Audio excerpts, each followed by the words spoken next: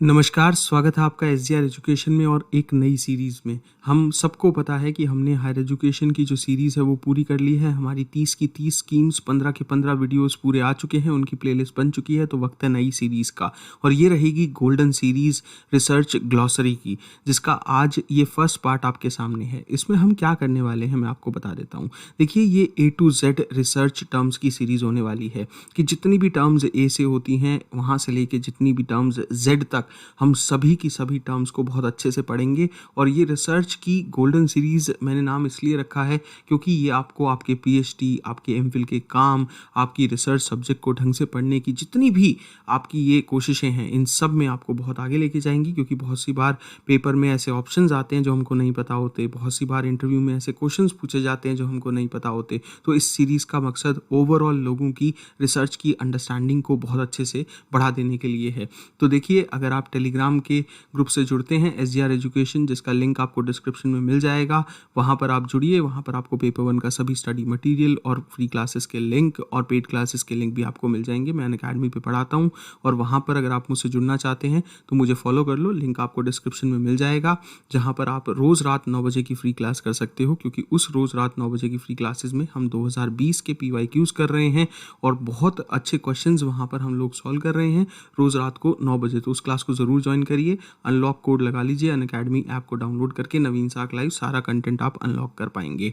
देखिए, अभी हम A से बात करेंगे, उसके बाद B से, C से, इस तरीके से Z तक पहुंचेंगे और बहुत वीडियोस बनेंगे इस सीरीज़ के अंदर। तो देखिए, सबसे पहले A फॉर एक्यूरेसी, जो कि रिसर्च में बहुत ज़रूरी चीज़ है।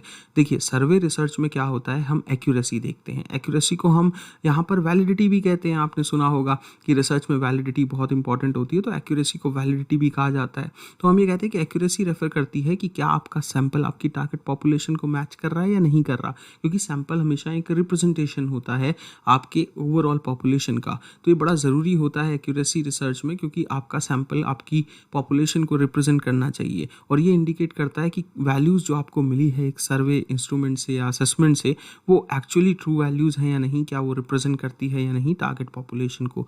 फिर बात आती है एक बहुत इंपॉर्टेंट और एनटीए की फेवरेट टर्म के बारे में, वो है एक्शन रिसर्च।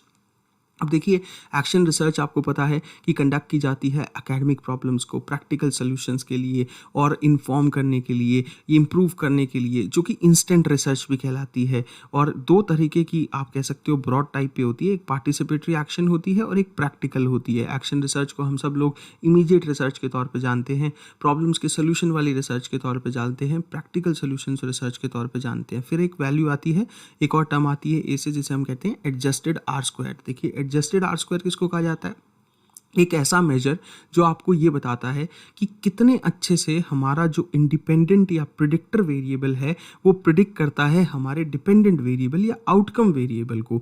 तो हम जब ये जानने की कोशिश करते हैं कि हमारा इंडिपेंडेंट वेरिएबल डिपेंडेंट वेरिएबल पे होने वाले असर को कितने अच्छे से जो है वो बेसिकली मेजर करता है, तो हम एडजस्टेड आर स्क्वायर की बात करते हैं। एक अगर हाई एडजस्टेड आर स्क्वायर आता है तो इसका मतलब होता है कि हमारा मॉडल बेटर है और हमारा इंडिपेंडेंट या प्रिडिक्टर वेरिएबल हमारे डिपेंडेंट या आउटकम वेरिएबल को ज़्यादा अच्छे से असेस कर पा रहा है और अच्छे से मेजर कर पा रहा है। तो एडजस्टेड आर स्क्वायर क्या होता है, ये कैलकुलेट किया जाता है आर स्क्वायर के बेसिस पे, जो डिनोट करता है बेसिकली एक परसेंटेज को, जो बताती है कि क्या वेरिएशन है डिपेंडेंट वेरिएबल के अंदर, और ये एग्जामिन किया जाता है ऑब्वियसली एक इंडिपेंडेंट वेरिएबल के थ्रू। तो जो एडजस्टेड आर स्क्वायर है ये एडजस्ट करता है आर स्क्वायर को, सैंपल साइज के आर स्क्वायर को, नंबर ऑफ वेरिएबल्स के बेसिस पे एक रिग्रेशन मॉडल में। तो होता क्या है कि एडजस्टेड आर स्क्वायर जो है वो एक बहुत अच्छा कंपैरिजन हमें दे देता है मॉडल्स के बीच में, नंबर ऑफ वेरिएबल्स के बीच में, अलग अलग सैंपल साइजेस के बीच में। और अगर एक हाई एडजस्टेड आर स्क्वायर आएगा, इसका मतलब हमारा बेटर मॉडल है और हमने हमारे जो इंडिपेंडेंट और प्रेडिक्टर वेरिएबल हैं उन्होंने अच्छे से असेस किया है जो डिपेंडेंट और आउटकम वेरिएबल को, और अच्छे से मेजर किया है। एडमिनिस्ट्रेटिव डेटा क्या होता है, अब ए से एक और टर्म है एडमिनिस्ट्रेटिव डेटा, जिसका अर्थ होता है कि जो बेसिकली आप देखते हो service delivery of government departments में या ऑपरेशंस में ज़्यादातर इस्तेमाल होता है। जैसे कि हम कभी कभी ये पता लगाना चाहते हैं कुछ सर्वेज में कि इंडिविजुअल चिल्ड्रन कितने हैं, उनकी इन्फॉर्मेशन, फैमिलीज़ की information, providers of early care and education उनकी इन्फॉर्मेशन, फैमिली बेनिफिट्स या सर्विसेज या स्कीम्स या योजनाएं उनकी जो डेटा होती है, तो ये डेटा कलेक्ट किया जाता है और प्राइमरीली जो है वो एडमिनिस्ट्रेटिव पर्पसेस के लिए किया जाता है, रिसर्च के लिए नहीं किया जाता है, जो कि एक इंपॉर्टेंट टर्म भी है रिसर्च ग्लॉसरी में, एडमिनिस्ट्रेटिव डेटा। और एवरेज आती है हमारी ए से अगली टर्म। एवरेज क्या होती है? रिप्रेजेंटेटिव होती है कि जब भी हम बात करते हैं, मान लो मैं कहूँ कि भाई मेरी क्लास में 20 लोग हैं, अब 20 लोगों के मैं अलग अलग सबकी हाइट तुम्हें बताने लग जाऊँ तो इससे क्या फ़ायदा होगा? ऑब्वियस सी बात है कि मैं अगर आप 20 लोगों की हाइट को कैलकुलेट कर लूँ और उनकी एवरेज निकाल दूँ और बोलूँ कि भाई मेरी क्लास में ज़्यादातर बच्चे जो हैं वो 5.5 फुट के हैं, तो ये 5.5 फुट क्या हो गया? रिप्रेजेंटेशन हो गया उस ग्रुप की। तो एक सिंगल वैल्यू जो कि मीन, मीडियन, मोड कुछ भी हो सकती है, रिप्रेजेंट करे टिपिकल, नॉर्मल और मिडल वैल्यू को एक सेट ऑफ डेटा की, तो हम उसे एवरेज कह देते हैं। फिर बात आती है अल्फा लेवल की। देखिए अल्फा लेवल किसे कहते हैं? अल्फा लेवल वो प्रोबेबिलिटी जो कि एक स्टैटिस्टिकल टेस्ट जो है वो ढूंढता है कि सिग्निफिकेंट डिफरेंसेस तो नहीं है कहीं ग्रुप में, और जहां पर कोई भी डिफरेंस नहीं होता है। तो एक सिंपल सी लाइन है कि probability that a statistical test will find significant differences between the group और find significant predictors of the dependent variable when in fact there was none, जबकि वहां पर कोई भी डिफरेंस नहीं था। तो ये प्रेफर किया जाता है कि बेसिकली जो प्रोबेबिलिटी है, जब भी हम एक अल्फ़ा लेवल की बात करते हैं, तो अगर लोअर अल्फ़ा लेवल आता है तो वो ज़्यादा बेटर होता है एक हायर अल्फ़ा लेवल से, विच अगर बाकी सारी चीज़ों को इक्वल रख के देखा जाए। क्योंकि जब भी हम ये रेफ़र करते हैं कि जो प्रोबेबिलिटी है, आप जब टाइप 1 एरर करते हैं, मैंने इसका भी वीडियो बनाया था चैनल पे, आप देख सकते हैं, तो जो प्रोबेबिलिटी होती है टाइप 1 एरर को कमिट करने की या फिर सिग्निफिकेंस लेवल की एक स्टैटिस्टिकल टेस्ट के अंदर, तो अल्फा लेवल क्या है? बेसिकली एक प्रोबेबिलिटी है जो कि स्टैटिस्टिकल डेटा फाइंड करता है और एक स्टैटिस्टिकल टेस्ट फाइंड करता है कि क्या सिग्निफिकेंट डिफरेंसेस तो नहीं है ग्रुप में, जबकि नहीं होते हैं, और इसीलिए इसे टाइप 1 एरर का एक प्रतीक भी मान लिया जाता है।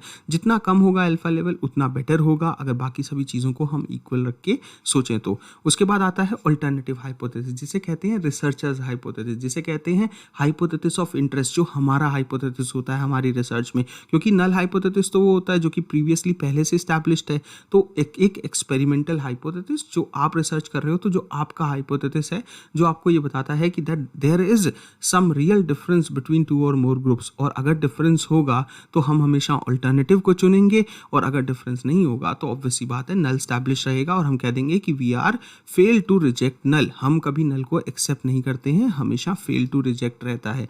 अब एक टर्म और होती है ए से रिसर्च के अंदर, एक्सियोम। एक्सियोम कैसे कहते हैं? एक ऐसी चीज़ जो कि वाइडली एक्सेप्ट की जाती है एक ट्रुथ के रूप में।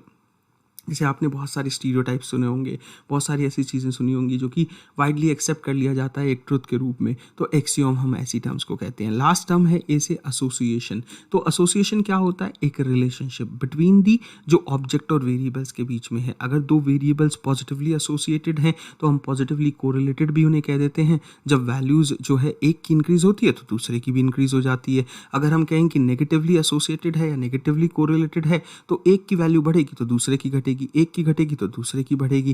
जिस तरीके से आप कई तरह के एग्जांपल जैसे डिमांड और सप्लाई देखते हो, या फिर जो है क्वांटिटी डिमांडेड और प्राइस की रिलेशनशिप को देखते हो, तो आई होप कि ये सीरीज़ आपको बहुत अच्छी लगेगी। मेरा पूरा मकसद है कि मैं रिसर्च की अंडरस्टैंडिंग को आपकी ऐसे लेवल पे ले जाऊँ इस रिसर्च ग्लॉसरी के साथ, और इतने वीडियोज़ हम बनाएं कि एक वाकई में गोल्डन सीरीज़ ये हमारे लिए साबित हो। तो please share the videos with people जिन्हें आप चाहते हो कि आप भी ये जानकारी उन तक पहुँचाओ, एंड ऑल्सो कमेंट करिएगा अगर आप और चीज़ें पढ़ना चाहते हैं, और साथ ही साथ सब्सक्राइब करके बेल आइकन दबाइए सो दैट कि we can provide more and more videos like these to you. Thank you so much. Unacademy पे फॉलो करके 9 बजे की रोज़ स्पेशल क्लास ज़रूर करा करिए, बिकॉज वो स्पेशल क्लास के अंदर हम पूरे मार्च के महीने और अप्रैल महीने PYQ एनालिसिस करने वाले हैं। Thank you so much guys, bye bye, do take care of yourself.